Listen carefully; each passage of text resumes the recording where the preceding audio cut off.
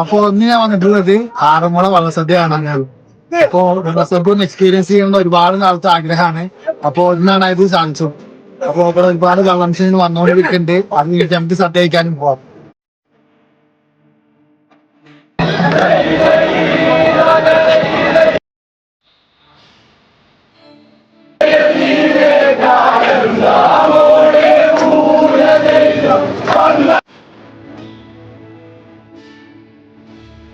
നമ്മളിപ്പോൾ കണ്ടുകൊണ്ടിരിക്കുന്നതാണ് ഇവിടുത്തെ ഓരോ വള്ളങ്ങളും വള്ളക്കടവിലേക്ക് എത്തുന്നതാണ്. അതിനുശേഷം ഓരോന്ന് ചൊല്ലിയിട്ട് അവർ നേരെ അമ്പലത്തിനുള്ളിലോട്ട് പോകും. അത്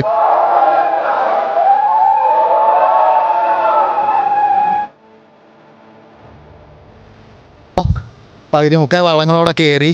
ഇനി നമുക്ക് പോയിട്ട് സദ്യൻ്റെ അവിടെ എന്താ അവസ്ഥ നോക്കിയിട്ട് വരാം. ബാ.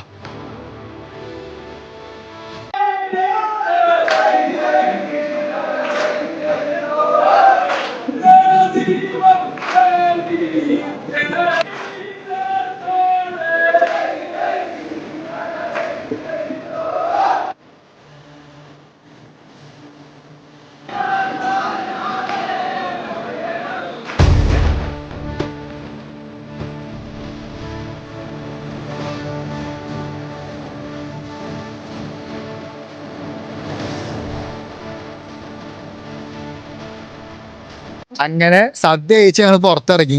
ഇവിടെ വരുന്നവരോട് ഒരു കാര്യം പറയാനുള്ളൂ, ക്ഷമ വേണം. നല്ല സമയമെടുക്കും.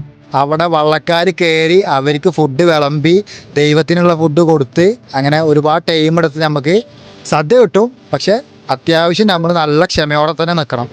അപ്പോൾ എല്ലാവരും വരിക, ട്രൈ ചെയ്ത് നോക്കുക. Bye from eat stories.